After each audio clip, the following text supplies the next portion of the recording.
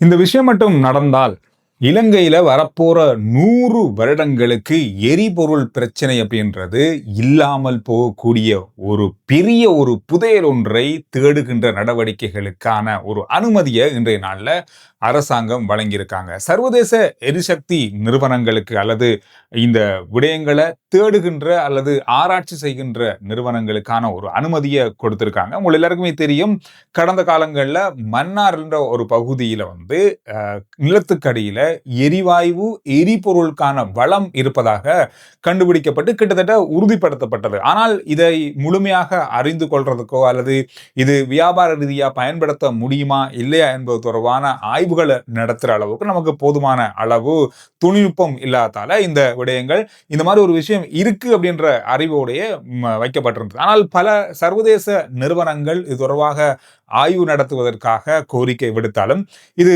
கொஞ்சம் பேச்சுவார்த்தைக்கு உட்பட்ட ஒரு விஷயமாகவே பார்க்கப்பட்டது. ஆனால் இன்றைய நாள்ல இந்த நிறுவனங்களுக்கு இந்த பகுதியில ஆய்வு நடத்துறதற்கு அது தொடர்பான முழுமையான விடயங்களை அறிந்து கொள்வதற்கு இது பயன்படுத்தக்கூடிய தன்மையில இருக்கா என்ற தரவுகளை பெற்றுக்கொள்வதற்காக சர்வதேச எரிசக்தி நிறுவனங்களுக்கு அனுமதி பத்திரம் வழங்கப்பட தீர்மானிக்கப்பட்டிருக்கிறது. கிட்டத்தட்ட 34 சதுர கிலோமீட்டர் பரப்புல இந்த ஆய்வுகள் மன்னார்ல நடக்க போகுது. கடந்த காலங்கள்ல கண்டெடுக்கப்பட்ட அல்லது பெறப்பட்ட தகவல்கள்ல பெறப்பட்ட கணக்கு அப்படின்னு சொன்னா கிட்டத்தட்ட 2 பில்லியன் எரிபொருள் பீப்பாய்கள் இருக்கலாம். கிட்டத்தட்ட 200 கோடி பீப்பாய் எண்ணெய் இதுக்குள்ள இருந்து நாம எடுக்கக்கூடிய வளம் இருப்பதாக கண்டுபிடிக்கப்பட்டது. அது மட்டும் இல்லாமல் 9 ட்ரில்லியன் கன அடி இயற்கை எரிவாயு, கிட்டத்தட்ட 9 லட்சம் கோடி கன அடி இயற்கை எரிவாயு இருப்பதாக ஆய்வுகள்ல கண்டெடுக்கப்பட்டது. எனவே இந்த விஷயங்களை உறுதிப்படுத்துறதுக்காக இந்த நடவடிக்கைகளை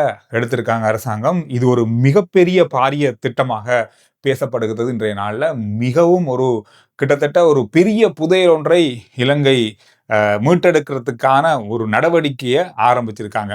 அதாவது இப்ப பார்க்க போனா இதெல்லாமே நமக்கு கிடைச்சி இது வியாபார ரீதியில நடைமுறைக்கு கொண்டு வரப்பட்டால் இதனால ஏற்பட போற நன்மை என்ன அப்படின்றதுதான் நாம நினைத்து கூட பார்க்க முடியாத அளவுக்கு இருக்க போகுது. கிட்டத்தட்ட 60 வருடங்கள் முதல் 70 வருடங்கள் பாவனை செய்யலாம் எரிபொருள். 100 வருடங்களுக்கு மேற்பட்ட காலம் பாவிக்கக்கூடிய இலங்கையில பாவிக்கக்கூடிய இயற்கை எரிவாயு இங்கு பெறப்படக்கூடிய வாய்ப்பு இருக்கு. எனவே இந்த மாதிரியான ஒரு திட்டத்தை நோக்கி தான் இன்றைய நாள்ல இந்த வேலைகள் ஆரம்பிக்கப்பட்டிருக்கிறது. இலங்கையை பொறுத்தவரையில கிட்டத்தட்ட 5 முதல் 6 பில்லியன் அமெரிக்க டாலர்களுக்கு நாம எரிவாயுவை மட்டுமே வாங்குறோம் ஒரு வருஷத்துல. இயற்கை எரிவாயுவை தாண்டி எரிபொருளை மட்டுமே வாங்குறோம். இந்த விஷயம் பற்றி நீங்க என்ன நினைக்கிறீங்க அப்படின்றத கருத்துக்கள்ல சொல்லுங்க. யாழ்ப்பாணத்துல நல்லூர் பகுதியில இயங்கி வர ஒரு சைவ உணவகத்துக்கு 9,50,000 தண்டப்பணத்தை யாழ்ப்பாண நீதிமன்றம் விதிச்சிருக்காங்க. காரணம் என்னன்னு சொன்னா, தண்ணீர் போத்தல்கள் அதிக விலைக்கு வித்திருக்காங்க.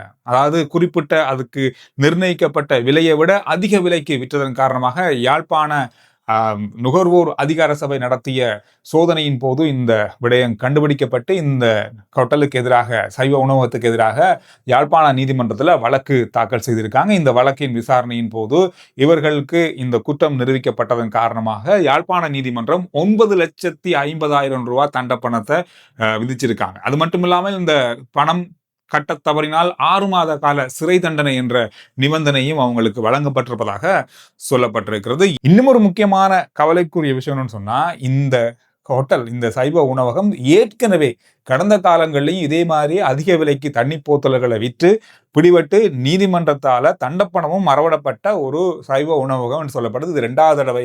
எனவே இந்த விஷயத்துல இவங்க சிக்கியிருக்காங்க. இது யாழ்ப்பாணத்திலோட நல்லூர் பகுதியில் இருக்கிற ஒரு பிரபலமான சைவ உணவகம் அப்படின்னு சொல்லப்படுது. யாழ்ப்பாண நகர அதாவது நுகர்வோர் அதிகார சபை கடந்த நாட்கள் இந்த மாதிரியான நிறைய இடங்கள்ல கண்டுபிடிச்சிருக்காங்க. இது நல்ல ஒரு விஷயம்தான். தொடர்ந்து இந்த மாதிரி நடவடிக்கைகள் செய்யும் போது இந்த மாதிரியான விடயங்கள் நடக்கலாம். ஆனால் இவங்க 2 தடவும் மாட்டப்பட்டிருக்காங்க. என்னன்னு தெரியல. நேற்று கொழும்பு புறக்கோட்டை பேருந்து நிலையத்தில் நடந்த ஒரு சம்பவம் தொடர்பான ஒரு காணொளி பெரிய அளவாக வைரலாகி இருந்தது. அந்த பேக்கை தூக்கிட்டு போய் உடனே கண்டுபிடிக்கப்பட்ட சம்பவம், அதாவது சிசிடிவி மூலமாக கண்காணிக்கப்பட்டு கண்டுபிடிக்கப்பட்ட சம்பவம். அதே மாதிரியான ஒரு சம்பவம் கடந்த நாட்கள்ல தொடர்ச்சியாக கண்டுபிடிக்கப்பட்டு பல நபர்களுக்கு எதிராக சட்ட நடவடிக்கை எடுக்கப்பட்டிருக்கு. அதாவது கிட்டத்தட்ட 1029 பேருக்கு எதிராக சட்ட நடவடிக்கை எடுக்கப்பட்டிருக்காம். எதுக்காக அப்படின்னு சொன்னா, வெத்திலை எச்சில் துப்பினவங்க சிறுநீர் கழிச்சவங்கன்ற குற்றத்தின் பேர்ல 1029 பேர் மீது சட்ட நடவடிக்கை எடுத்திருக்காங்க. இந்த விடயங்கள் எல்லாமே உடனடியாகவே, அதாவது வெத்திலை எச்சில் துப்பின உடனேயே அடுத்த செகண்டே இவங்க பிடிபட்டு அந்த இடத்திலேயே அவங்களே அதை சுத்தம் செய்யப்பட வைக்கப்பட்டிருக்காங்க.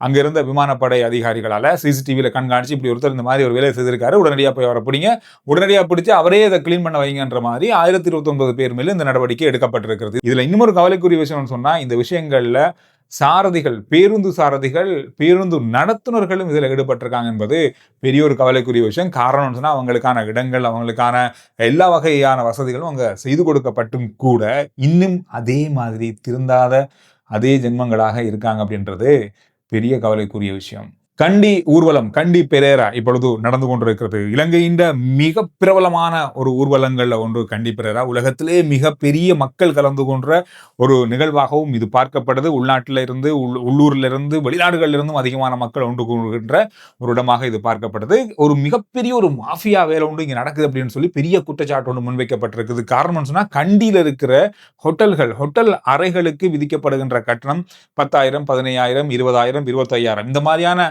அளவுகள்ல ஒவ்வொரு அளவுகள்லையும் இருக்கு, ஒவ்வொரு விலைகள்லையும் இருக்கு, தேவையான அவருக்கு ஏற்ற மாதிரி இருக்கு. ஆனால் இப்பொழுது பல ஹோட்டல்களுடைய அறைகள் 50,000 தாண்டி நிர்ணயிக்கப்பட்டிருப்பதாக குற்றம் சாட்டப்பட்டிருக்கிறது. இதனால வெளிநாட்டு சுற்றுலா பயணிகள் பெரிய அளவாக பாதிக்கப்பட்டிருப்பதாக குற்றம் சாட்டப்பட்டது. இந்த விஷயம் இன்றைய நாள்ல ஒரு பத்திரிகையில செய்தியாக வெளியாகி இருக்கு. ஒரு ஊரே மிகப்பெரிய அளவுல அதிர்ச்சிக்குள்ளான ஒரு சம்பவம் ஒன்று இன்றைய நாள்ல நடந்திருக்கிறது. அதாவது ஒரு குடும்பத்திற்கு தகவல் ஒன்று வருது, உங்களுடைய கணவர் இறந்துள்ளார். அவர் ஜெயில இருந்திருக்காரு. ஜெயில இருந்த போது அவர் இறந்துட்டார் அப்படின்ற தகவல் அவங்களுடைய வீட்டுக்கு வந்திருக்கு. வீட்டார்கள் என்ன செஞ்சுக்காங்க, உறவினர்கள் அவங்க எல்லாருமே சேர்ந்து இறுதி சடங்கு செய்யறதுக்காக அங்கு எல்லா ஏற்பாடுகளும் செய்யப்பட்டு கொண்டிருந்த நேரத்தில் அந்த நபர், அந்த இறந்ததாக சொல்லப்பட்ட நபரே வீட்டுக்கு வந்திருக்காரு. இவர் அன்றைய நாள்ல விடுதலையாகி வீட்டுக்கு வந்திருக்காரு. இவர் ஏதோ ஒரு குற்றத்துக்காக ஜெயிலில் இருந்திருக்காரு. எனவே அன்றைய நாள்ல அவர் வீட்டுக்கு வரும்போது அவரே பார்த்திருக்காரு, என்னடா நான் இறந்ததுக்கான ஏற்பாடுகள் நடந்து கொண்டிருக்கிறது அப்படின்ற மாதிரி அதிர்ச்சியில் அவர் தன்னுடைய வீட்டுக்கு விவரத்தை சொல்லியிருக்காரு. எனவே அந்த ஊரே மிகப்பெரிய அளவா ஒரு ஆச்சரியமா பார்த்த ஒரு சம்பவமாக பதிவாகி இருக்கு. இந்த சம்பவம் கொக்கரங்குளம் அப்படின்ற பிரதேசத்துல நடந்த ஒரு நிகழ்வாக இன்றைய நாள்ல பதிவாகி இருக்கு. நிறைய ஊடகங்கள்ல, சிங்கள ஊடகங்கள்ல அதிகமா பார்க்கப்பட்ட ஒரு செய்தியாக இருக்கு. வவுனியாவில இருந்து கம்பளைக்கு ஒரு உறவினர்கள் வீட்டுக்கு போயிருக்காங்க.